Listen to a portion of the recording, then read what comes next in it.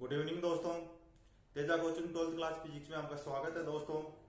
आज हम बात करने वाले हैं 11th क्लास की फिजिक्स के बारे में, जिसमें हमारा चैप्टर नंबर 2 चल रहा था और उसकी आज 8वीं वीडियो है।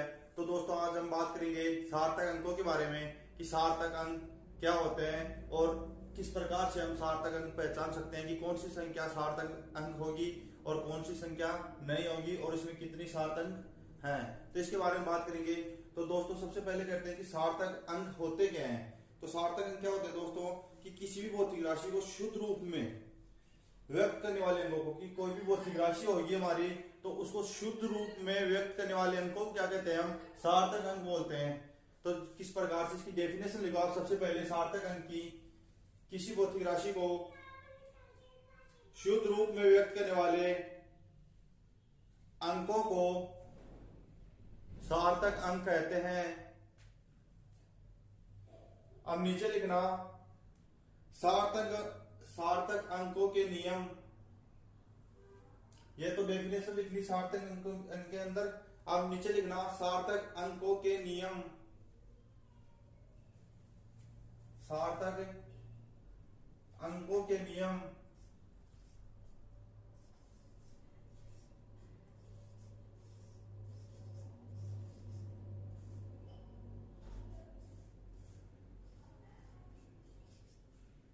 कुछ नियम है 4-5 जिनके द्वारा आपको समझ में आ जाएगा कि सार्थक अंक किस प्रकार से ज्ञात कर सकते हैं हम और किस प्रकार से हम बता सकते हैं कि इसके अंदर इतने सार्थक अंक होंगे। तो सार्थक अंकों के नियम के अंदर फर्स्ट नंबर लिखना आप दोस्तों। फर्स्ट नंबर लिखना सार्थक अंकों के नियम में सभी अशून्य अंक सार्थक अंक होते हैं। अशून्य अंक कौन से हो गए? 1 से 9 तक के, कि 1 से 9 तक के क्या हो गए? अशून्य अंक हो गए। 1 2 3 4 5 6 7 8 और 9, ये कंप्लीट क्या हो गए? अशून्य अंक हो गए। फिर आगे 10 आ गया तो इसमें शून्य आ गया, तो यानी कि ये क्या नहीं होगा? सार्थक अंक नहीं होगा। तो ये क्या बोल रहा है कि सभी अशून्य अंकों को क्या कहते हैं? सार्थक अंक बोलते हैं। कि इस सार्थक अंकों के नियम में फर्स्ट हमारा है कि सभी अशून्य अंकों को सार्थक अंक कहते हैं। तो सार्थक अंक कौन से हो गए? अशून्य अंक 1 से लेकर 9 तक के।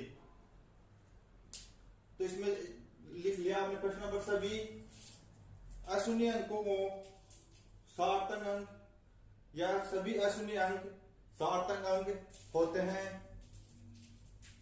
एग्जाम्पल में लिखना जैसे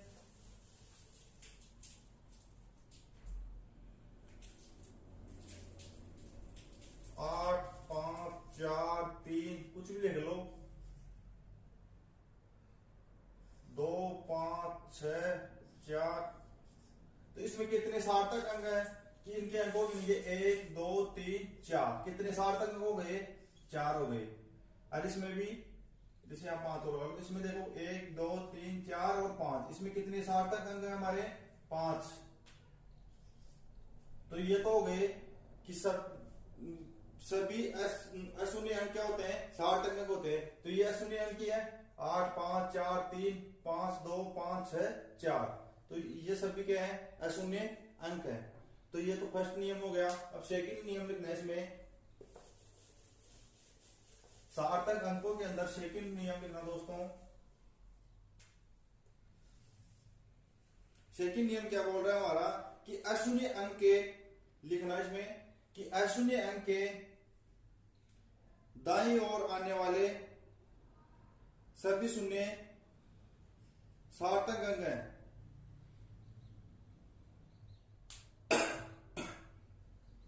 कि अशून्य अंक के दाईं ओर आने वाले सभी शून्य, कि अशून्य अंक के दाईं ओर, कि जैसे कोई संख्या है, जैसे 5 है तो इसका दायां किधर है? इधर, और बायां इधर है। तो अशून्य अंक ये हमारा शून्य अंक तोड़ना है, अशून्य अंक है। तो ये क्या होगा कि अशून्य अंक के दाईं ओर आने वाले सभी शून्य सार्थक अंक हैं। तो इसके दाईं ओर यानी कि इस अशून्य अंक के इस तरफ आने वाले सभी शून्य क्या होंगे? सार्थक अंक होंगे। इस तरफ आने वाले सभी शून्य सार्थक अंक नहीं होंगे। लेकिन किस कंडीशन में होंगे? जब इसमें यहाँ पे क्या दिया हो हमारे को? दशमलव दे रखा हो, तब क्या होगा कि ये जो हमारा एस, जो हमारी अशून्य संख्या है, इसके दाईं ओर आने वाले सभी शून्य क्या होंगे, सार्थक अंक होंगे। तो इसमें लिखना सेकंड नियम, अशून्य अंक के दाईं ओर आने वाले सभी शून्य सार्थक अंक हैं। जैसे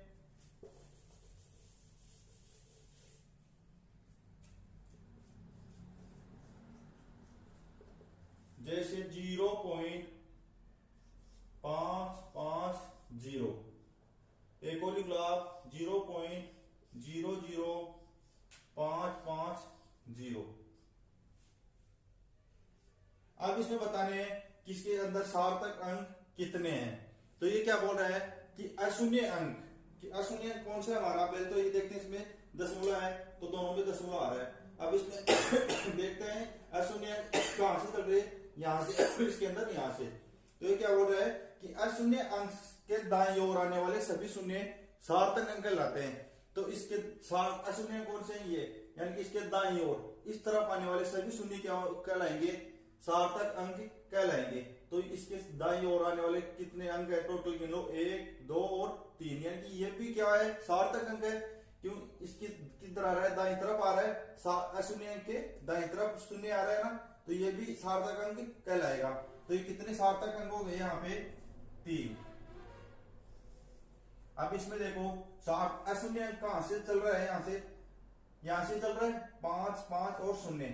तो अशून्य अंक के दाईं तरफ शून्य आ रहा है, तो ये भी क्या है, सार्थक अंक है।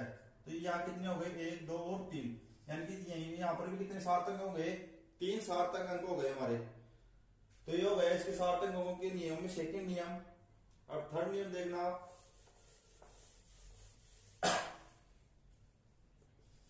आपको सार्थक अंकों के बारे में जानकारी लेने के लिए नियम यदि आपको अच्छे से पता है, 4-5 नियम है, तो आप आसानी से बता सकते हो सार्थक अंकों के बारे में। थर्ड नियम लिखना आप, किसी अशून्य अंक के बाईं ओर आने वाले सभी शून्य, दोबारा से लिखना, किसी अशून्य अंक के दाईं ओर लिखना दोस्तों, दाईं ओर आने वाले किसी अशून्य अंक के, जैसे अशून्य अंक है तो इसके दाईं ओर आने वाले सभी शून्य सार्थक अंक होते हैं यदि, कब होंगे कि अशून्य अंक के दाईं ओर आने वाले सभी शून्य सार्थक अंक कब होंगे। तो इसमें लिखना, यदि इसे किसी मापन द्वारा प्राप्त किया गया हो। जैसे इसके आगे कोई भी मापन लगाओ, जैसे 400 kilometre, 800 metre, 300,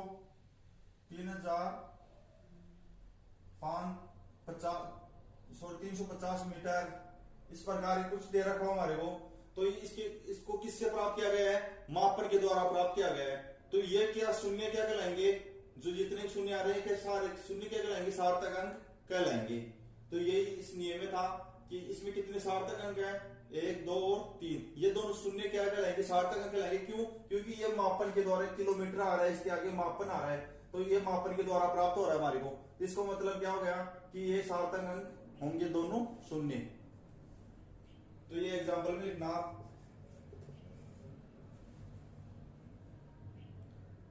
fourth number point लिखना, फोर्थ नंबर पॉइंट में लिखना दोस्तों,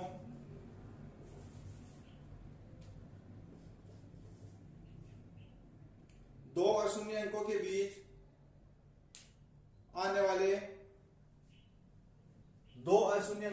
आने वाले, सभी शून्य सार्थक अंक होते हैं। दो अशून्य अंकों के बीच, जैसे 6 5 0 8,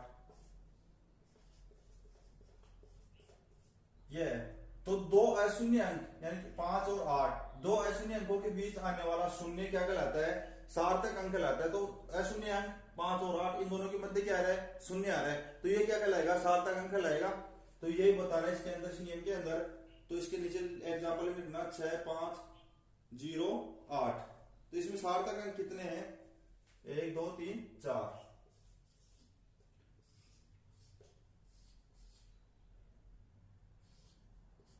इसके अंदर लिख दो 1 2 3 4 5। सार्थक अंक कितने हैं? 5।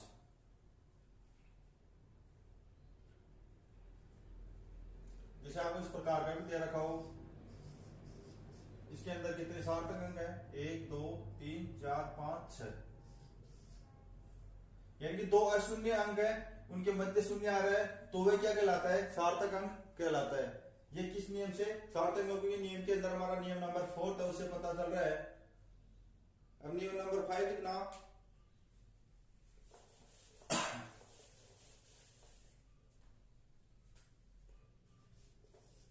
नियम नंबर 5, यदि दशमलव से पहले कोई अशून्य अंक है तो, यदि दशमलव से पहले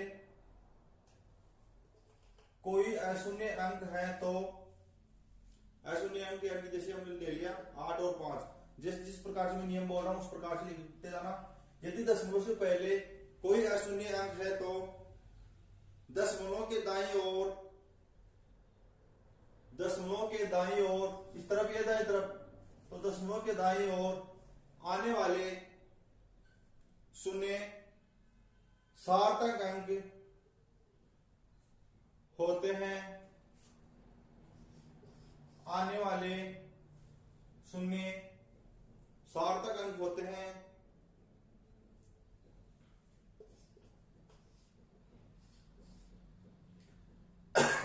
तो पांचवा नियम क्या बोल रहा है दोस्तों, ध्यान से सुनना, कि दशमलव के पहले यदि कोई अशून्य संख्या हो, क्या बोल रहा है? यदि दशमलव से पहले कोई अशून्य संख्या हो तो दशमलव के दाईं ओर, यानी कि ये दशमलव है तो उसके दाईं ओर आने वाले सभी शून्य क्या कहलाते हैं? सार्थक अंक कहलाते हैं। तो एग्जाम्पल में लिखना, इसके अंदर कितने सार्थक अंक हो जाएंगे? 1 2 3 4 5, इसमें 4।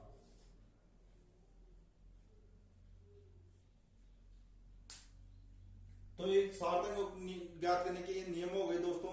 यदि आपको ये पांचों नियम पता है तो आप बता सकते हो कि सार्थक अंक की विशेषता क्या होती है, और किस प्रकार से हम बता सकते हैं कि इसके अंदर 4 सार्थक अंक है, 5 सार्थक अंक है, और कौन सी स्थिति में कहां पर सार्थक अंक होंगे और कहां पर सार्थक अंक नहीं होंगे, इस प्रकार से हम बता सकते हैं।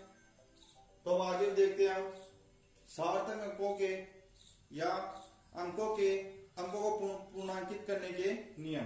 कुछ नियम है अंकों के पूर्णांकित करने के नियम है, तो लिख लेना आप।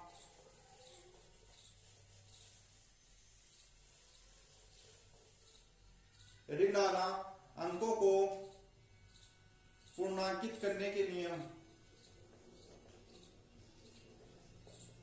अंकों को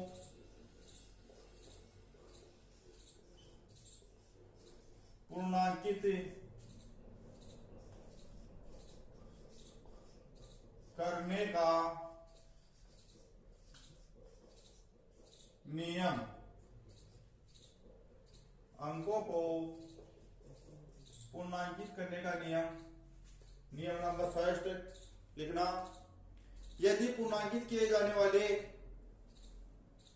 अंक के बाद आने वाला अंक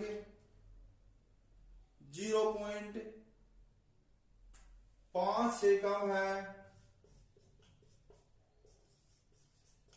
0.5 से कम है, तो पूर्णांकित किए जाने वाले अंकों को अपरिवर्तित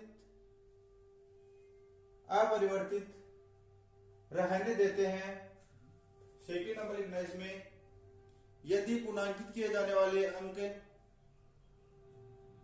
यदि पूर्णांकित किए जाने वाले अंक के बाद आने वाला अंक 5 से अधिक है तो पूर्णांकित किए जाने वाले अंक में 1 जोड़ देते हैं। अंक में 1 जोड़ देते हैं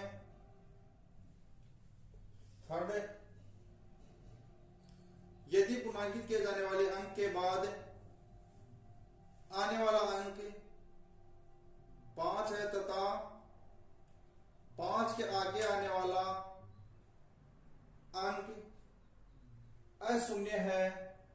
ध्यान से सुनना, क्या बोल रहे, 5 के आगे आने वाला अंक अशून्य है तो पूर्णांकित किए जाने वाले अंक